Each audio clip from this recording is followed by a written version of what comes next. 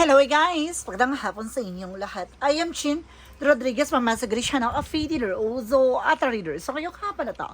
Tignan natin ano kayong sabihin ng ating mga gabay. So this is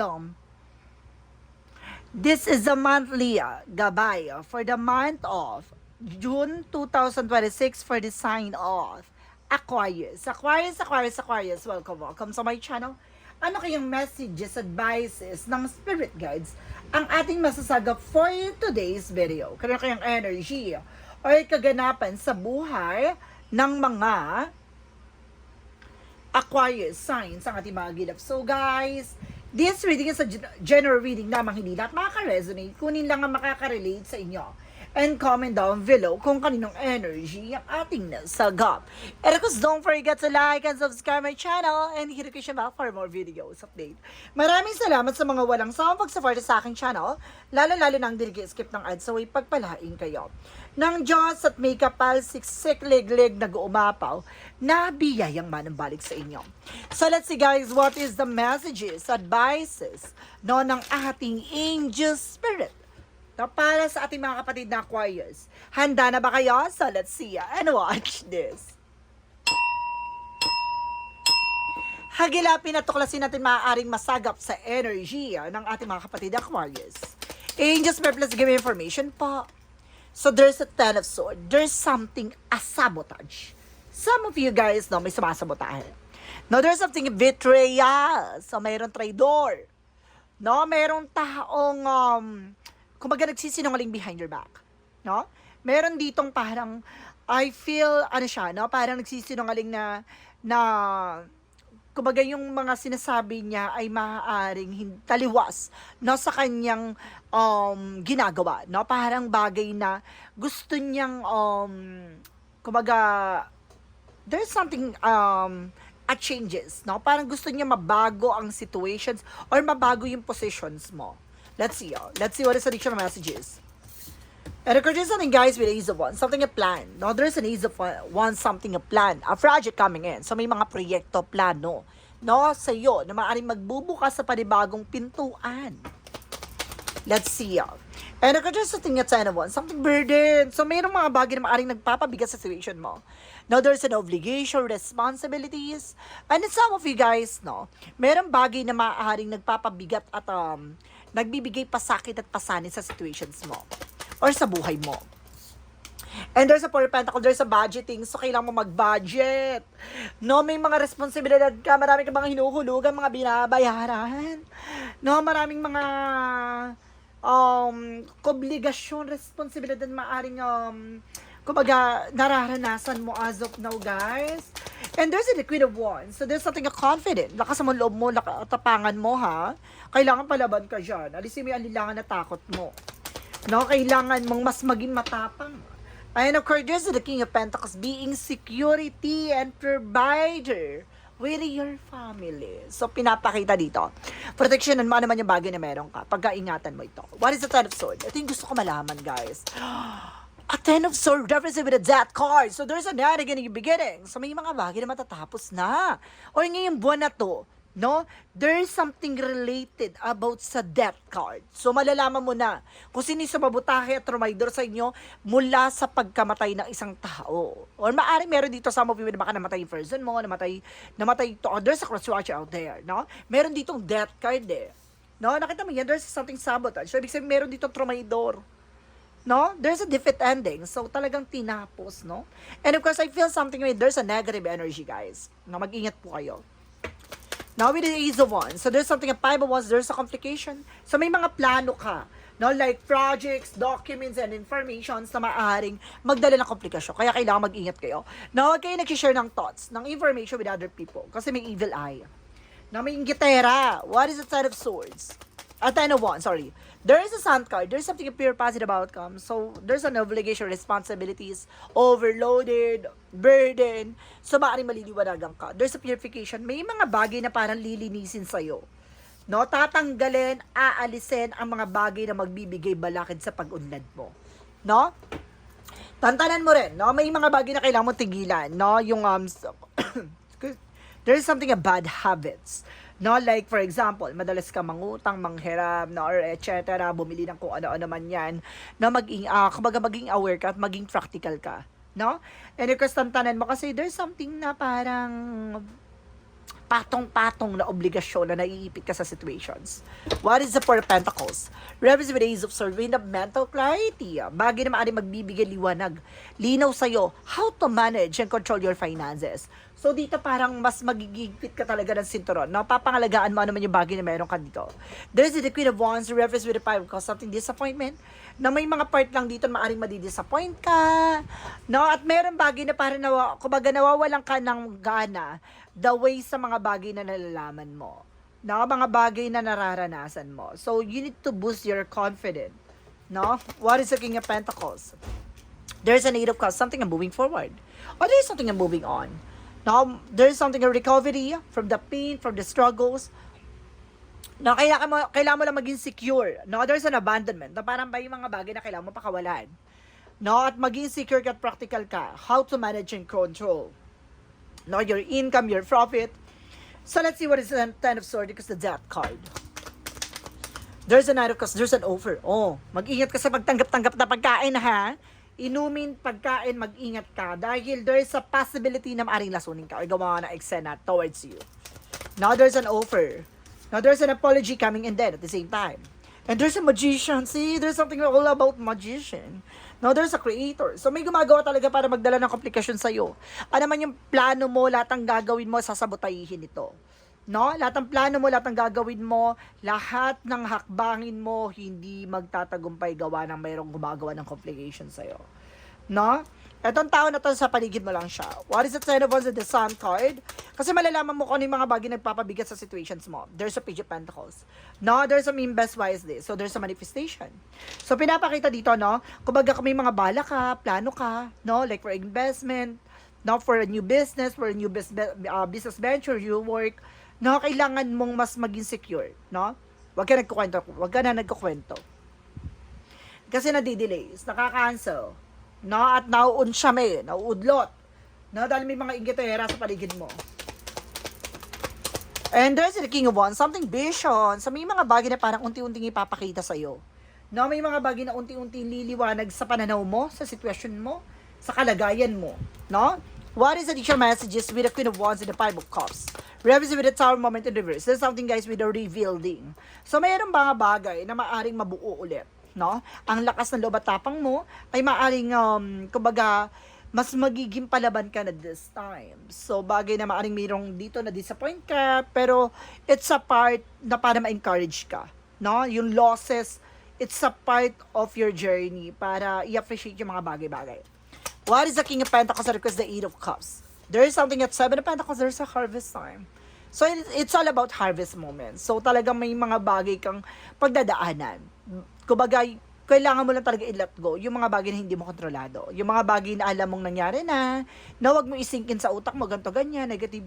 Kumbaga, alisin mo yung negatibo sa utak mo, sa isipan mo. Kasi hindi ka mag-work, no? Hindi mag-work yung balak mong susunod na eksena kung hanggang ngayon hindi ka makamove on, hindi ka makarecover from for the burden, no? Sa lahat ng mga naranasan mo, you need to let go. What is additional messages for the outcome? The outcome, there's another one. So, there's a slow steady. So, manatili, kalmado, wag kang agresibo. So, may mga plano ka, no? May mga gusto kang gawin, wag kang mag-aggressive kasi, kumbaga may mga tao sa paligid mo na the more kasing na parang nagiging ano ka, no? Parang, kumbaga exciting, no? Excited, no? Sa bagay na yon, no? Siyempre, adventure ka. So, gusto mo yung mga maranasan yung mga bagay-bagay or gusto mo mangyari agad to. Pero you need to calm down. Dahil may mga nasa paligid na hindi natutuwa, no, sa tinatamasa mo. And there's the lovers. Konektado daw to sa inyong mag-asawa, ha? Sa inyong relasyon. So, maaaring some of you, lagi ka nagkakaroon ng complication. No? Or maaaring kung may mga plano kayo ng person mo, hindi natutuloy. No? It's connected with you guys. No? Related sa inyo. Relatives man to, connected sa inyo. And there's a Six of Wands for victory. So, magtatagumpay kayo. Ano mga plano yan, papagtatagumpayan nyo. And there's something a Six of Swords, there's a transition. So may mga bagay na magbabago ng situations. Unti-unti mo na makikita yung mga pangyayari or maaaring malayo. Kumbaga mararamdaman mo na malayo na kayo sa dating kayo. No, alam mo yung mga bagay na mararanasan mo sa mga susunod na araw ay magiging daan to para mas maging matagumpay ka pa. And there's a fourth sword, something rest. So, kailangan mo na sa patapahinga, nag-overfatigue ka. There's something renewal, no? Retreat, disconnect from the world. Nagkakaroon ka na ng sleepless night that because of worry. There's a subject cause confusion. No? May mga part dito, maaring naguguluhan ka, nalilito ka, no? May mga bagay dyan na maaring nagpapagulo sa situations mo, but you need to let go yan, no? Kung alam mo yung mga bagay na hindi nagsiserve ang tanan mo, tigilan mo, no? Dapat, ayaw mo dapat sa distraction. Ganun. So, let's see, what is additional messages tayo? Now, pagdating sa finances and career, love life at kalusugan. Let's watch this. Okay, let's see. Finances and career, love life at kalusugan. There's a king man, something stuck. Pagdating sa finances and career mo, nakakaranas ka ng stuck. No? There is something delays and cancellation sa mga transaction nyo. And there's a Five of Pentacles. Nakakaranas ka ng financial loss or financial crisis or financial difficulties. No, hirap sa pera or maaari nakakaranas kayo ng mga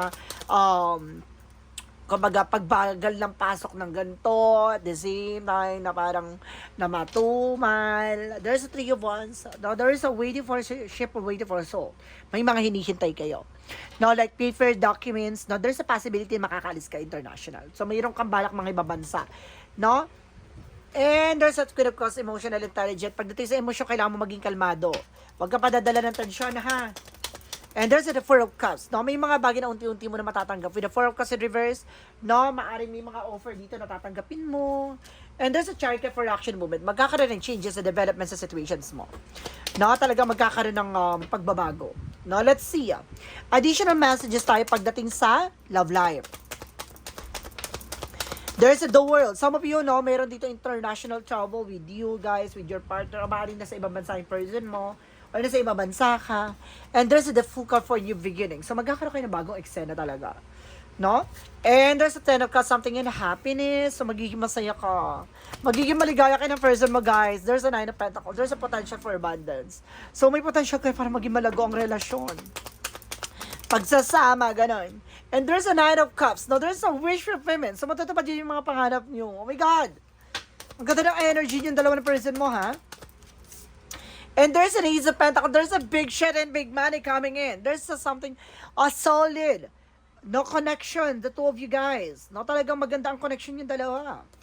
Pagdating sa kalusugan, there's a Page of Wands. So, may balita pagdating sa kalusugan mo. No? And there's something a Six of Cups. So, there's something, past situations na maaring meron dito about sa histories, sa iyong nararamdaman, sa nararanasan mo, no? And there's a time of, there's a time for something healing. So, may healing dito, have patience. So, meron daw healing na maaring mangyari. And there's a Seven of Swords in reverse. Now, there's something truth comes out. So, walang may tatago. Walang kasinungaling na may tatago. So, ibig sabihin dito, huwag kang magsinungaling sa sarili mo. No, kami mga bawal dito, tigil-tigilan mo.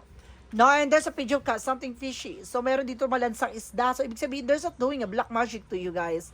No, related daw to. Ibig sabihin, there's a past person. It's either ex, or there's something connected sa inyo. There's an ex-friend, or maaring connected sa inyo yung dalawa ng person mo. Let's see, guys, additional messages. So, there's a Three of Pentacles for collaboration. Ay, nakakausap mo. Nakakasalamuhan nyo to ng person nyo, guys. No, babae. No, there's an Empress card for Power of the Deck. So, ibig sabihin, babae ito na ang sumasalbahe sa inyo. Kung hindi mo to sister-in-law, no? Mother-in-law, ganun. Tsahin ng person mo, or tsahin mo, ganun. So, let's see what is the magical for messages advice. Dito muna tayo sa Money Move Oracle deck. Sa Money Move Oracle deck tayo, guys. So, represent, guys, without wellness. So, see, kailangan mo ng healthier lifestyle, guys.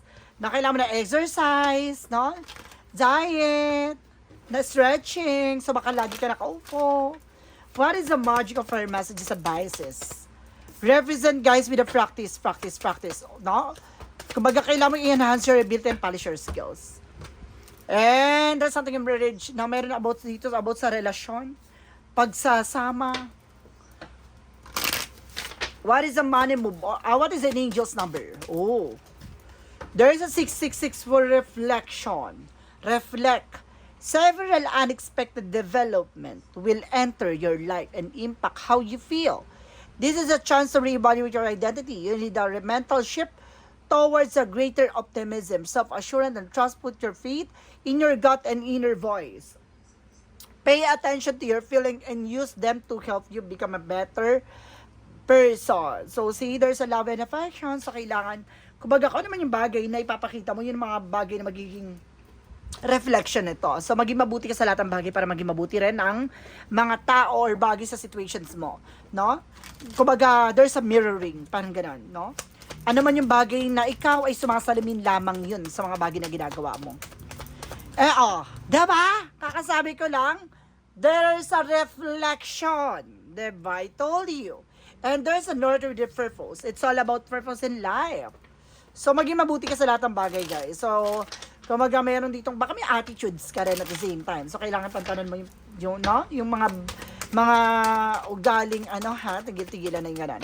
And there's a good and sex. Oh my God! Ano to, kulang ka sa dilig or kulang ka sa kineso? Ganun yan. No? There's a sex, no? Kaya siguro nagiging bugnutin ka. And there's something a fated meeting. Important connection. The two of you guys. Kailangan nyo na, kumbaga na pag-uusap ng person mo. Ganto, ganyan. Baka kulang na kayo sa harutan, sa lambingan. What is the synchronicities? There's a teacher. So, meron daw teacher dito. Now, there's something, parang a guide, no? Na parang tutulong sa'yo. And there's a sister. Oh my God. I feel something sister mo or sister-in-law mo. No, yung sumasalbahay sa inyo, guys. Diba? There's Archangel Michael messages. Pay attention to your dreams. So, kailangan mo tumaga mag-pay attention sa kung ano ba talagang priorities mo. And there's a be gentle with yourself. So, kailangan mo maging mahinahon at maging kalmado para sa sarili mo. Huwag mo masyado pinipressure yung sarili mo sa mga bagay-bagay. What is a Jesus loving quote said? Ano ang gusto sabihin sa'yo ng ating Panginoong Jesucristo? Anong gabay ang gustong iparating sa'yo? Do shall love the Lord your God with all your heart, with all your soul, with all your mind. No? Parang pinapakita dito na kumbaga mahalin mo, katulad ng pagmamahal mo sa ating Panginoon. No? Or kumbaga sinasabi, tumahalin mo ang ating Panginoon sa isip, sa salita at sa gawa. Parang ganun. No? Kailangan mo gawin siyang sentro ng buhay mo. Na ibibless ka daw. And, well done, do good and faithful servant. So, maging mabuti ka raw sa manliliko. Maging mabuti ka sa lahat ng bagay. No? At, kumbaga, lahat ng bagay na to, no? Tatapusin niya lahat ng mga negatibo sa situations mo. Ganon. Kumbaga, ano man yung nangyayari sa buhay mo, sa situations mo, maging mabuti ka. Ganon lang yon, no? So, guys, this is a monthly gabay for the month of June 2026 for the sign of Aquarius. Aquarius. Maraming salamat for this wonderful reading. So once again, this reading is a general reading lamang. Hindi lahat makaka-resonate. Kunin lang ang makaka-relate sa inyo. And comment down below kung kaninong energy ang ating sagap. And guys, don't forget to like and subscribe my channel and hit push bell for more videos update. Maraming salamat sa mga walang sawang pagsuporta sa aking channel. Lalo-lalo nang di skip ng ads, so ipagpalain kayo ng Diyos at may kapalit siksik-liglig umapaw na biyayang manang balik sa inyo. Maraming salamat, guys, and see you in the next video. Bye-bye and babush.